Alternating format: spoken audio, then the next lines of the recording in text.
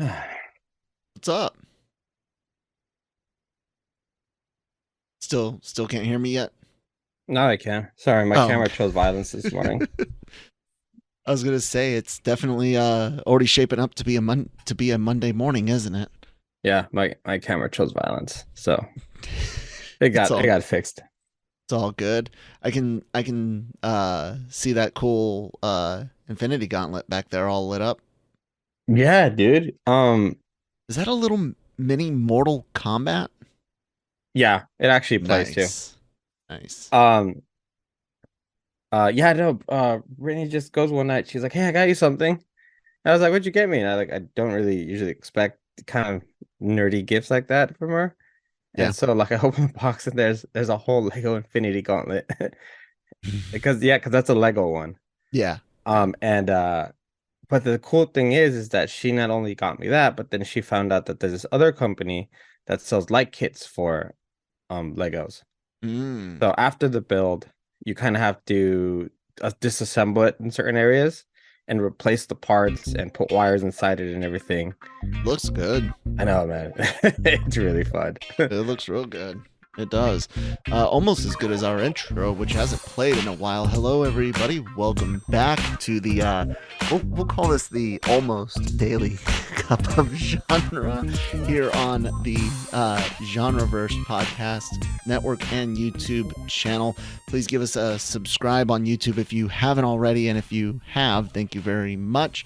We really do appreciate that. I'm Kyle. That's Manny, and we talk about anything and everything you can imagine on in entertainment news and just entertainment in general. Yeah, give us a follow on your favorite podcast app. Check out lrmonline.com every day for all entertainment news needs and opinions, written articles, and more. Yeah, almost daily. So, speaking about that, before we dive into what we love to do on Mondays, is some housekeeping. Schedule changes, life changes, and all that are kind of looking like Manny and I are going to be able to do this together Monday, Wednesday, and Friday going forward. So we're going to do our best to make sure we hit those 3 days. I am looking at what to do with Tuesday and Thursday, some possibilities. Invite others to kind of rotate in on those days and just keep it kind of the way it is. Or my wife Christine used to actually do Daily Cog with me as well during another break we had to take, and maybe we could look at doing more anime related news stories on Tuesdays and or Thursday, since that's kind of Christine and mine's jam. Anime. So let me know what you guys think. I could ask Jammer to come back, Brian every now and then, Cam maybe. It's going to be summertime soon. Shocky could fill in, so we got some options. Anime or kind of like a rotating set of guest co-hosts. Anyways, how was your week, your weekend, Manny? How's things been?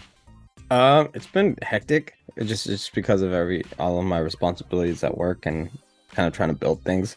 But over the weekend, got to hang out at Pismo for the day, which is nice. We're scouting our locations for our wedding next year because that's where we're getting married.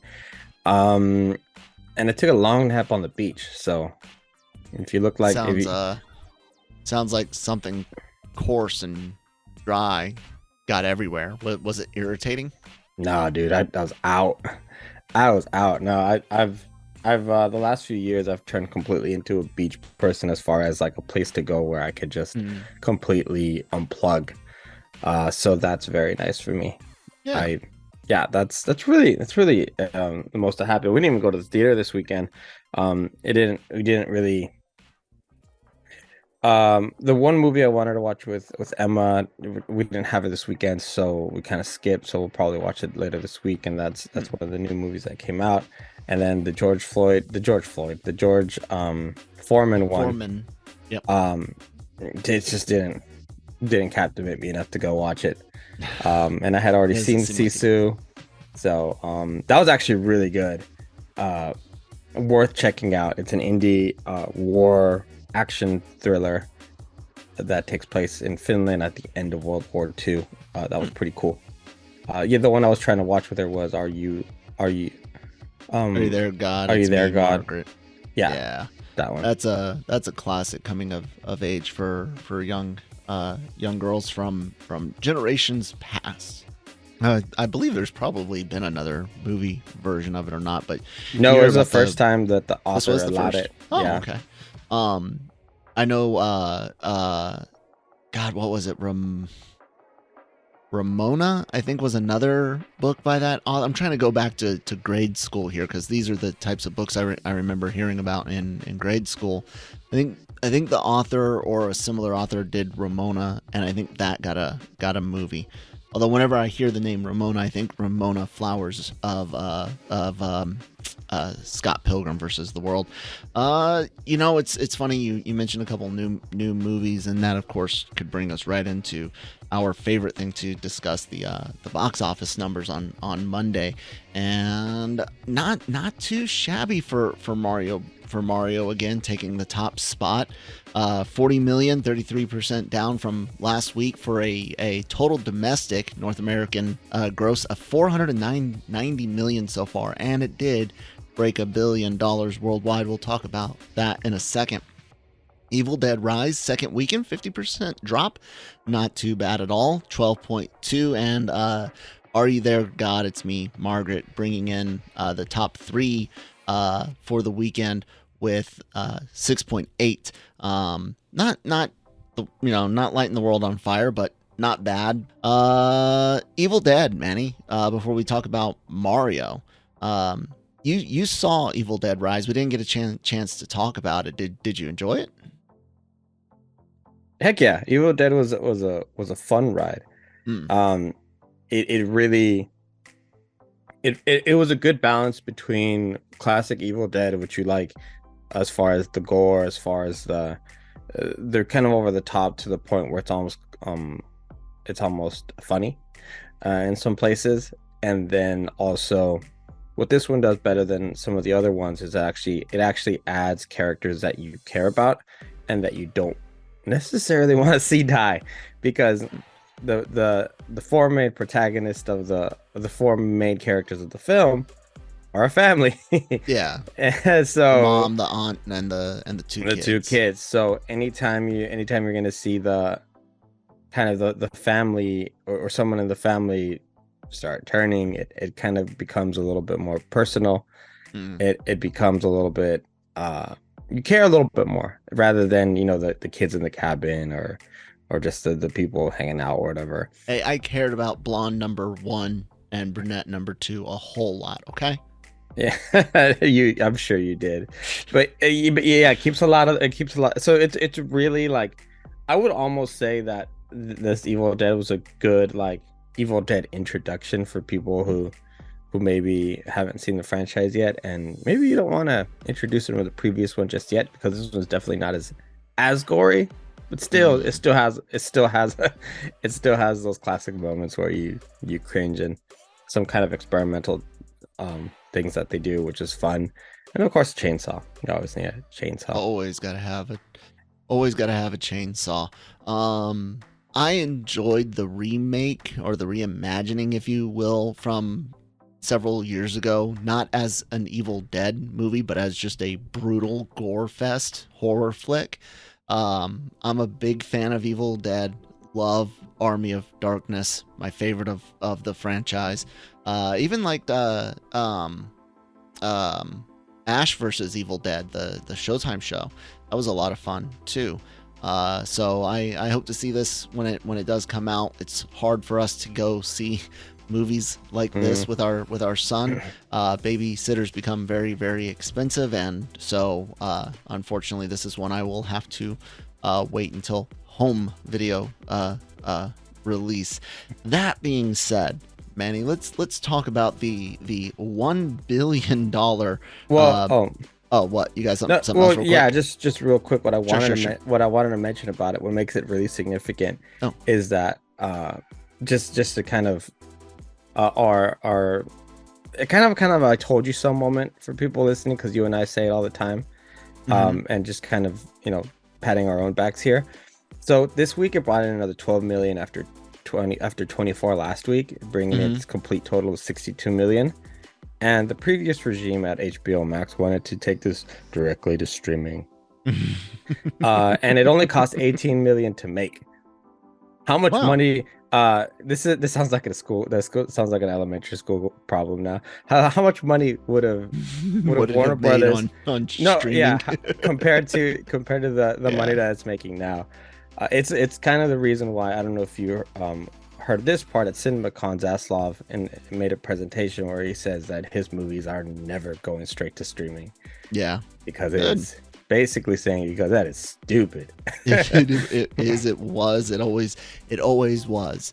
Will be. Yeah, I understood the idea of doing it during the pandemic. That was a very, very specific situation. But once theaters were open. But even I said, all you're doing is making people comfortable with it. Like, look at how hard it is to get people to go back to work in offices. You know what I'm saying? That is true. I mean, like, people got comfortable at home, and man, guys, when the Oasis from Ready Player One actually does launch, that's the end of human society right there. For some of y'all, it's bad. Yeah. But my point is, your money, your revenue, it's in theaters, because people still go to theaters. Well, at least here, I don't know about. Well, because there's more money. You're one house, 5 people can watch something, right? 3, 4, 5. One house, one price. 10 movies in a month. That doesn't math, ladies and gentlemen. It doesn't math. A movie theater, if 3 to 5 people go to the theaters to see it, 3 to 5 tickets will be purchased. Yeah. And one of those 5 people are buying popcorn. Yeah, and if they go see it again, that's another bit of money versus just, hitting watch again on streaming. There's no extra money there. Yeah, specifically like Evil Dead. It was 18 million to make, which and so, like, when you see, like, last week, there's like, it made 24 million as opening weekend, and compared to some, like a that was almost profitable on opening weekend. Yeah.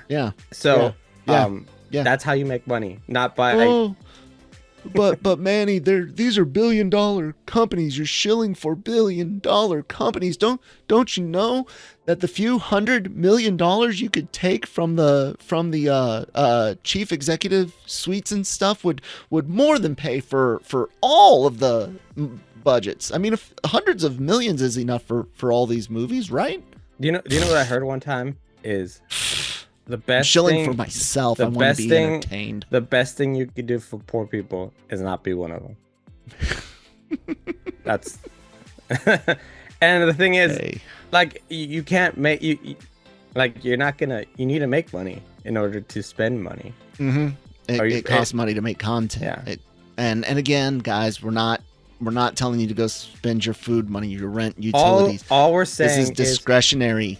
If you support something, be willing to support it financially appropriately when and where you can. All I'm trying to say is the profits in films are in theaters, not streaming. And that's true. And that is, I mean, Smile did the same thing last year, and it became quite the success. That was supposed to be straight to streaming also, and they changed it up.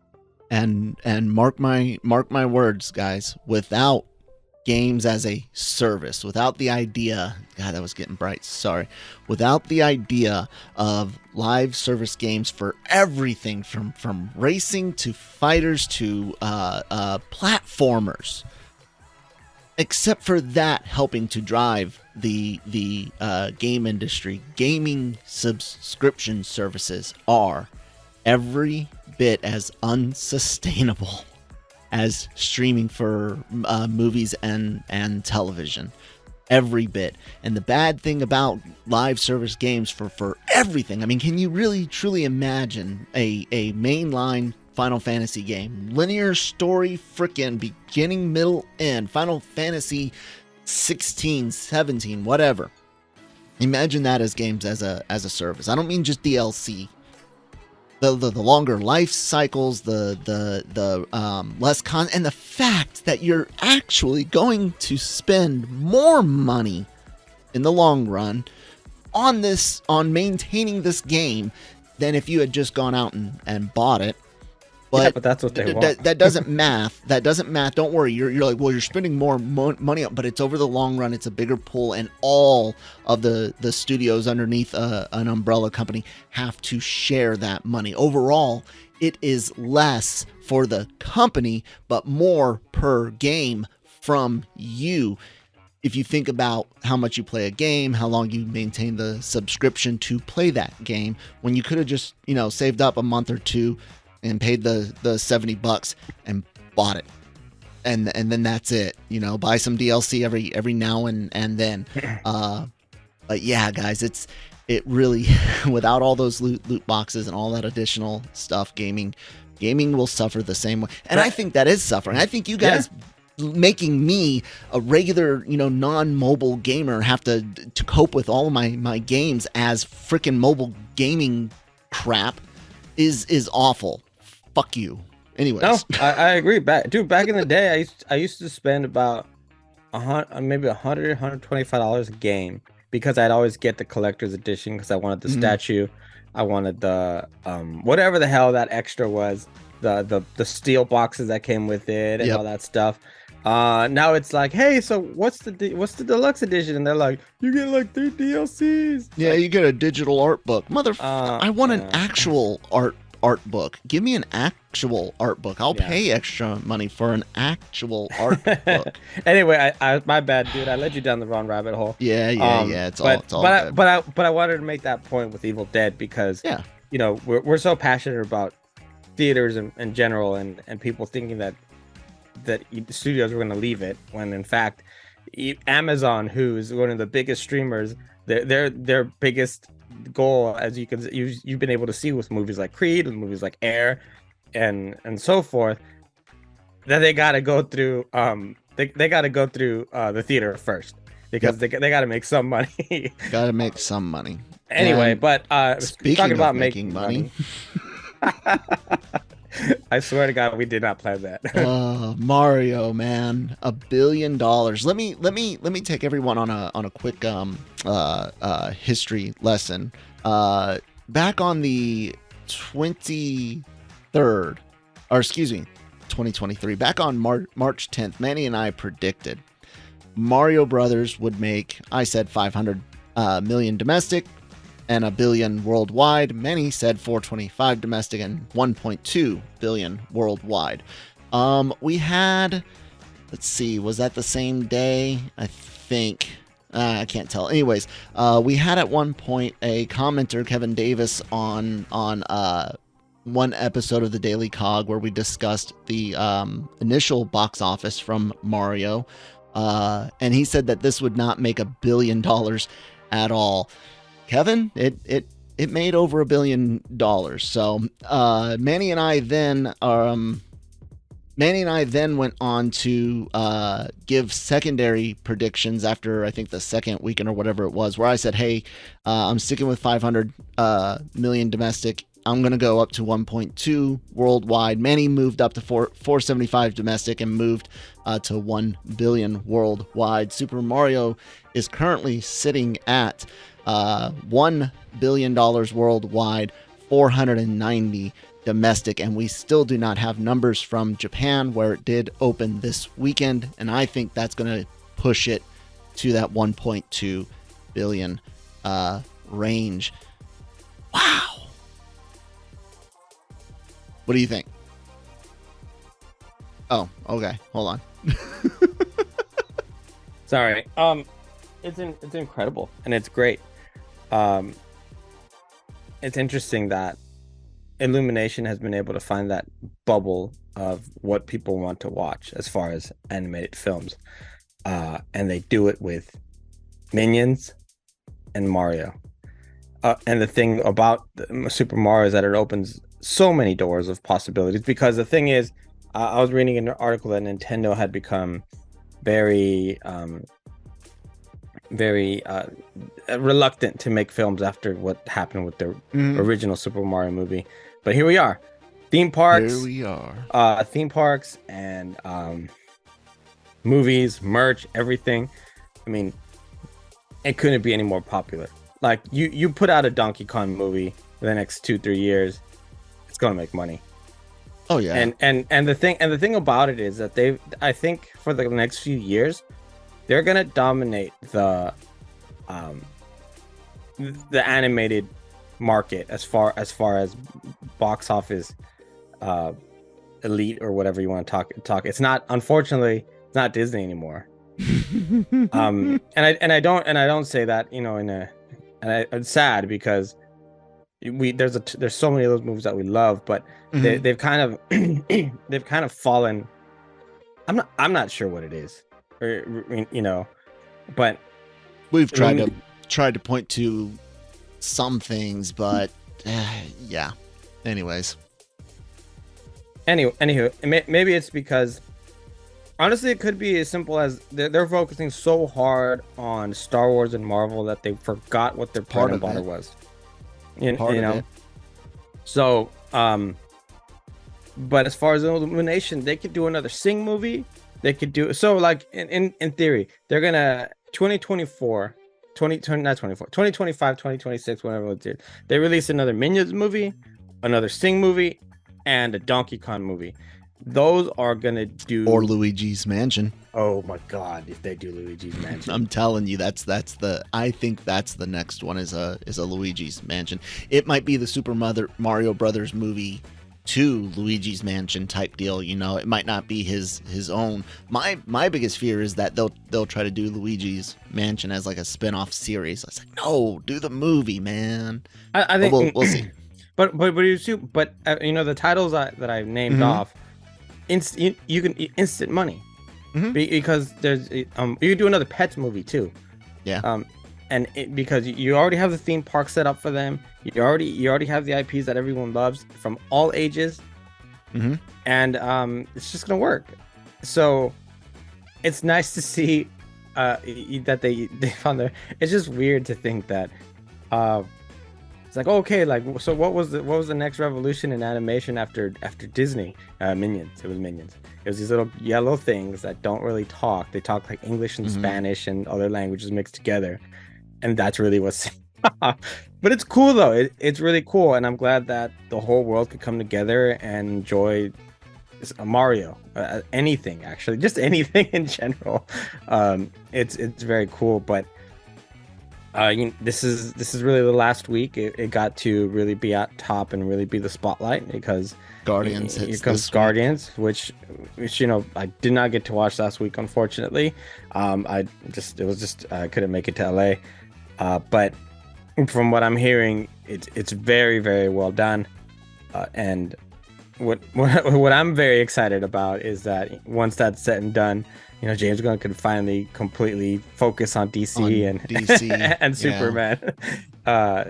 It was funny. Brittany was asking me, "Hey, are you excited for Guardians?" I was like, "Yeah, I'm very excited because that means James Gunn's going to be finally liberated from Marvel for a bit, or for good, and he's gonna finally be able to focus on the films for DC and you know, now in the future." And so it's cool. I'm really happy for Super Mario's. I'm really happy for Nintendo.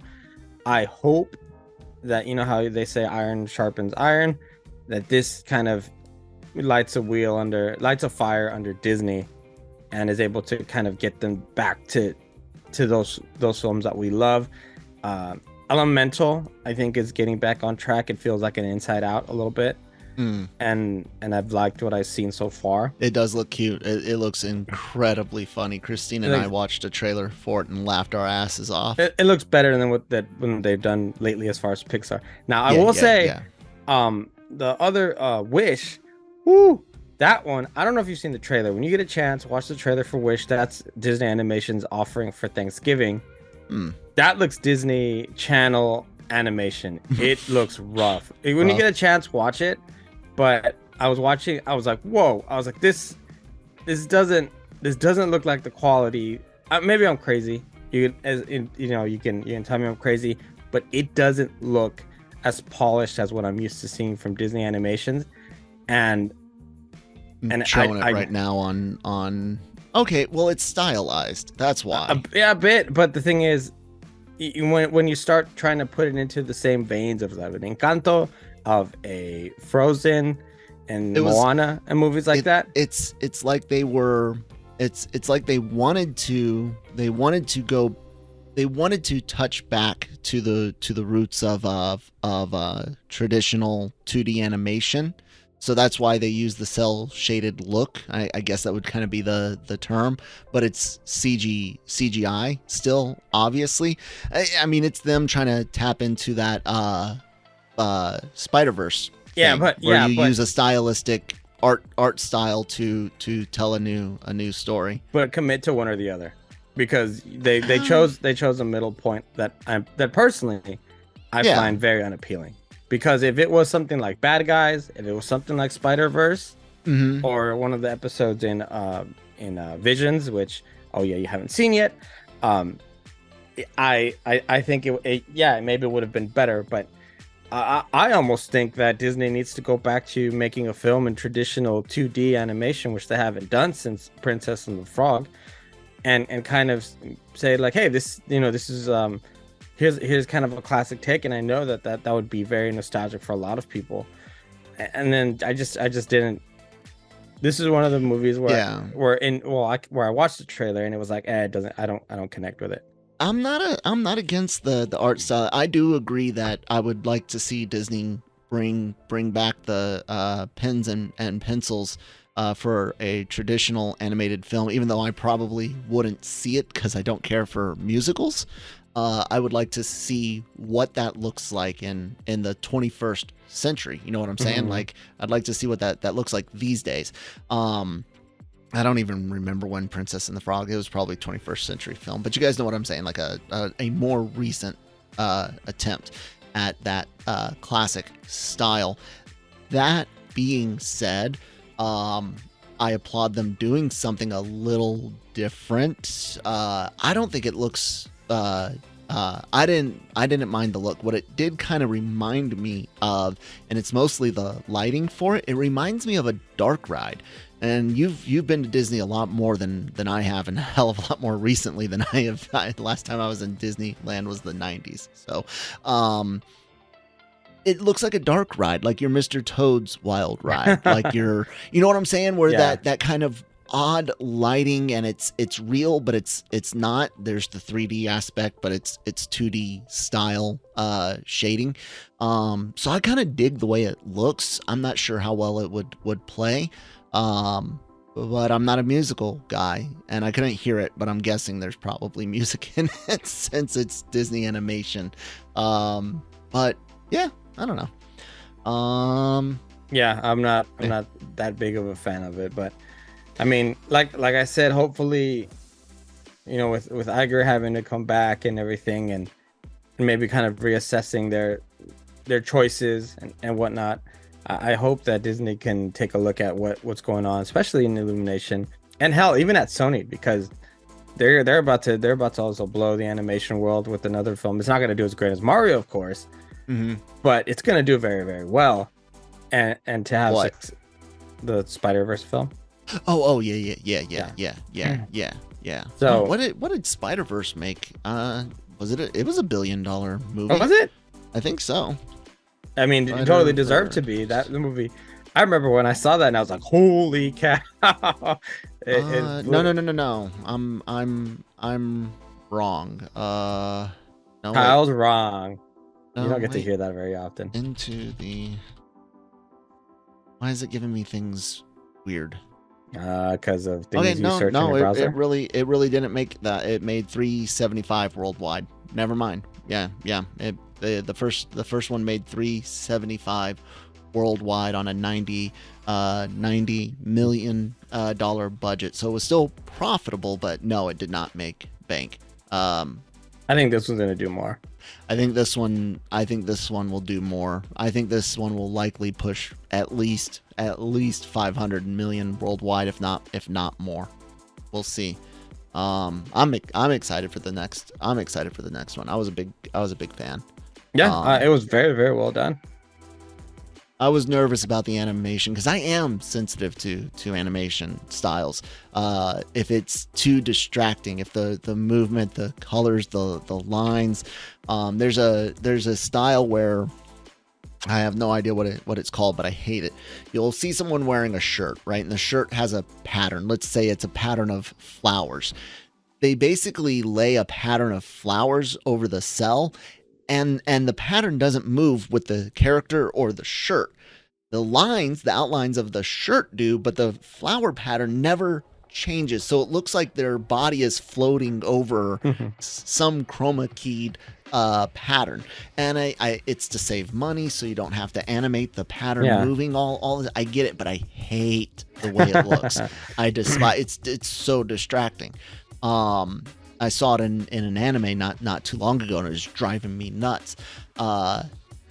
So I am sensitive to it, but you slide into it real well. It's fun. I'm excited to see, especially after that most recent trailer. The first footage we got of this movie of the next Spider-Verse was kind of I don't know. A little bit, yeah. I don't know, but I'm pretty excited. I'm pretty excited now. How you feeling about Guardians, man? Based on what people are saying, I'm kind of, my expectations are going up quite a bit.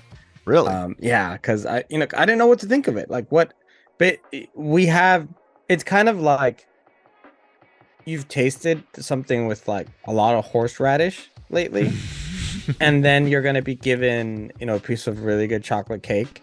But the thing is, it's like, even though it's probably gonna be good, the fact that the last few things you ate were not very good kind of tempers your expectations for that reason. But I'm hopeful, and I will be watching it on Thursday or whenever, as soon as I can watch it. I'm seeing it Thursday as well. So yeah, I'm feeling pretty good. I'm excited for it. Something I'm not very excited about is the fact that I think we have 3 actors already from the film that said they're not coming back for good. Batista, Saldana, and who else? I thought we weren't getting Rocket back. Maybe, I don't know. I don't know if Cooper said something or not, but I thought so. Probably wrong, but I know for sure Batista and Saldana. Yeah. So you can read about Zoe Saldana's comments about that on lrmonline.com. Shameless plug. Yeah. So it's not shameless. It's a parent company. That's why it's shameless. Oh, okay. Sure. So yeah, very, very, very good. I'm happy that we're gonna get another good film to go watch. I'm just happy to go to the theater. Hopefully. Yeah. I will see it on Thursday. Unfortunately, I'll be seeing it alone. My son has an important appointment at 5, and the earliest showing was 3, and I'm supposed to do a review for Marvel Multiverse Mayhem with Nick Dahl Thursday night, so we couldn't go see it later. Otherwise, it would be too late for me to record. So I am cautiously optimistic. I'm optimistic in as much as, while this will be connected to the universe via characters and maybe some events being mentioned, the most connection I'm expecting going forward is just, hey, this character like Adam Warlock exists now. You know what I'm saying? Like this, like Manny said, so much of Phase 4 was so disappointing. Phase 5 started off like, yeah, sure, Ant-Man was mostly better, but it still wasn't like a home run. I don't think it deserved all the hate that it got from most people. That being said, we lost our lead. Right.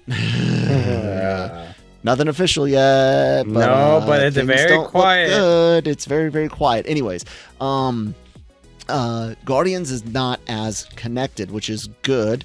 Because you're not relying on things that have annoyed you recently. And I think they probably gave James a lot of freedom because it is the last Guardians, and all they need is certain people to exist. That's it. So I think he probably has a lot more leeway in this one than some of the other films did, with, not only do you have to not set something up, but you have to not set something up really crappy. And then it does need to have some sort of possible connection later on down the road, even though we're going to ignore the prime area to make all those connections, Ant-Man and the Wasp. Anyway, my point being is that Guardians has the chance to be better because it's not as reliant on Phase 4. Yeah, also, Gunn's been really good at developing and delivering good character moments. We saw that with Michael Rooker's character. I can't remember his name. Yondu. You would have thought that that would be one of the emotional moments of the film, and in the second one, the relationship with Star-Lord and his mom, and the relationship with his dad. Rocket and Groot have been developed well. Star-Lord and Gamora have been very well. Nebula and Gamora. So even if it's not necessarily, like you said, so connected to the world that we are no longer very interested in. Sorry, the universe. Now we're no longer interested in Guardians. Guardians are beloved as characters because they've been developed well over a series of films. Hell, even I love the Christmas special. Okay. It was too many songs. Well, you hate. I love the songs, so screw you, dude. It was whiplash. It was a new song every scene, and that's just too many in a short. That's what Christmas is. That's what Christmas is, dude. Just get off of it. Kevin Bacon's song was amazing at the end. And Kevin Bacon. So all I'm saying is, I think because it's part of that I think Marvel's really gonna miss James Gunn when he's gone, because he really made a lot of those really lovable characters very, very lovable. They don't have any franchise people left. Reed just finished Ant-Man. Gunn's gone after this. The Russos are trying to make Batman. I don't see them coming back anytime soon. Then again, with all the turmoil around the future projects, maybe Iger says, hey, let's go back to the well and let's bring back Favreau and Russo's and whatever, Yeah, but they got Favreau busy doing everything Star Wars, which is a problem. Yeah, so I don't know what the future will look like for sure, but I know that I have no care for what comes after Guardians. I am not interested in Secret Invasion at all, and I do not care about the Marvels. I'm not very high on the Marvels. I'm interested in Secret Invasion to see what it has to offer. But yeah, you're right. I mean, even Coogler, if it's not Black Panther, he's not really interested either. And where have you been to your best movies, and the directors don't want to come back? That tells you, maybe tell you a little bit of something's going on in the back. But there might be a reason why the Russos are trying to quietly petition to do Batman in the background and go over with Gunn. Maybe they're just a little bit more fun to work with. Also, I mean, Saffron's no slouch either. He's very good at making franchises. So I don't know, man. It's a wild ride. I enjoy the fact that I live in a time and a place where I have all of this content as far as comic book characters, DC and Marvel and Image, and every other property that we can get, Dark Horse.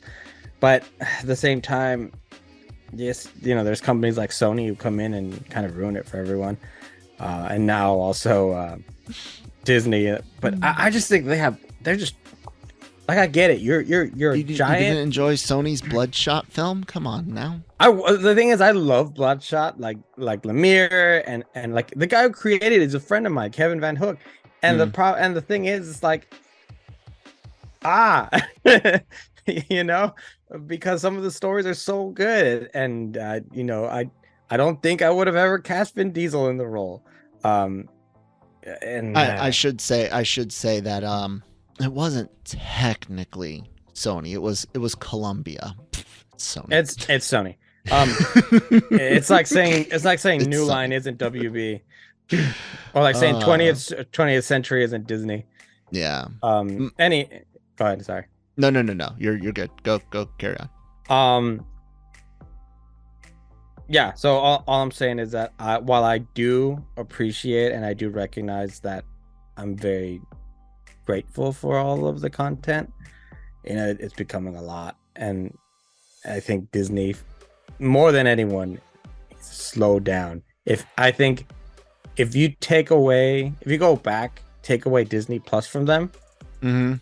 and keep Marvel Television, I think they're more successful now than they are with their streaming service, because the streaming, I really feel like that's where they it was they just like you said, they need to slow down. It was just too much content, trying to fill it up, trying to make something profitable in a super short period of time. 5 years. They wanted Disney Plus to be profitable in 5 years.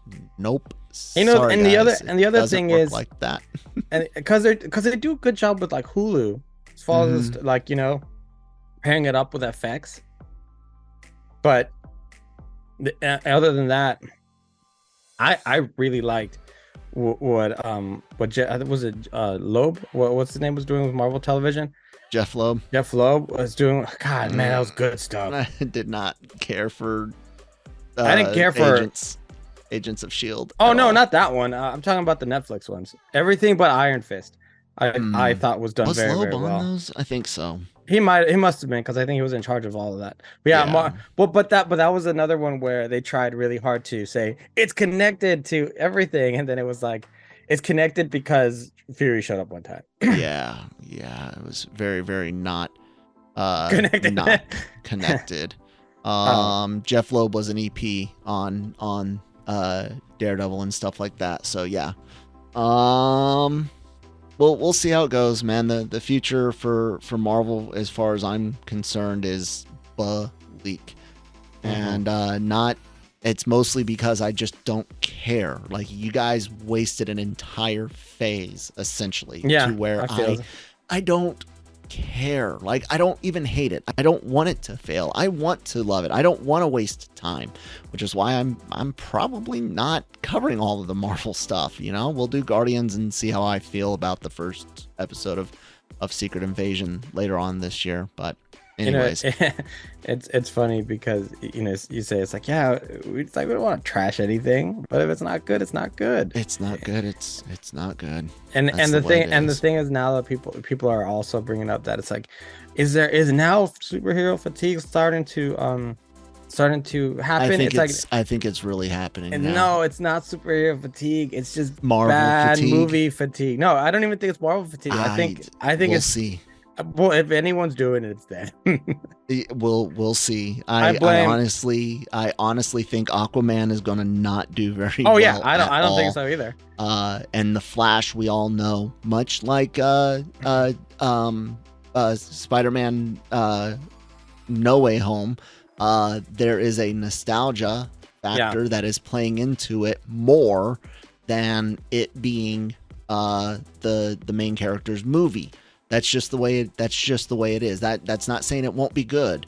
I'm saying that you have to take that into account as far as this fatigue idea.